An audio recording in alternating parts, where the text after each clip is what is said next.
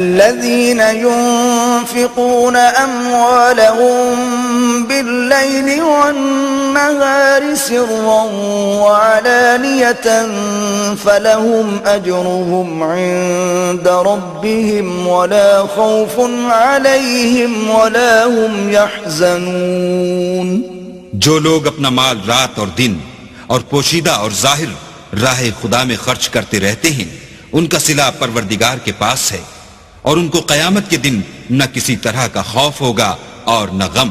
الذين يأكلون الربا لا يقومون إلا كما يقوم الذي يتخبطه الشيطان من المس ذلك بأنهم قالوا إنما البيع مثل الربا وأحل الله البيع وحرم الربا فمن جاءه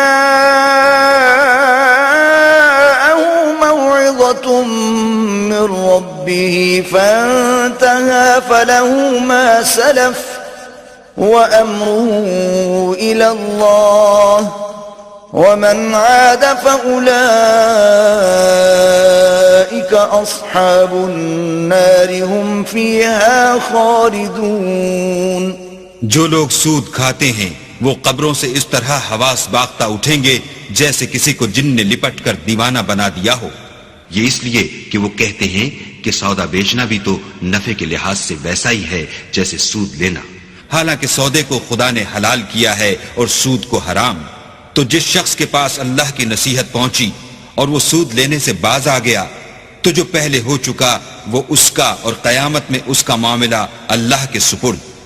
اور جو پھر لینے لگا تو ایسے لوگ دوزخی ہیں کہ ہمیشہ دوزخ میں جلتے رہیں گے. يمحق الله الربا ويربي الصدقات والله لا يحب كل كفار أثيم.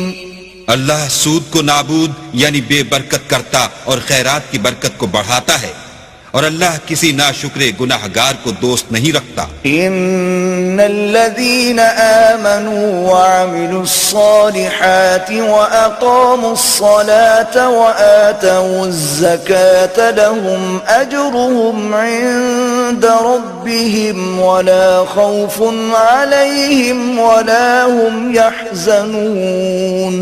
جو لوگ ایمان لائے اور نیک عمل کرتے اور نماز پڑھتے اور زکوٰۃ دیتے رہے ان کو ان کے کاموں کا صلہ اللہ کے ہاں ملے گا اور قیامت کے دن ان کو نہ کچھ خوف ہوگا اور نہ وہ غمناک ہوں گے.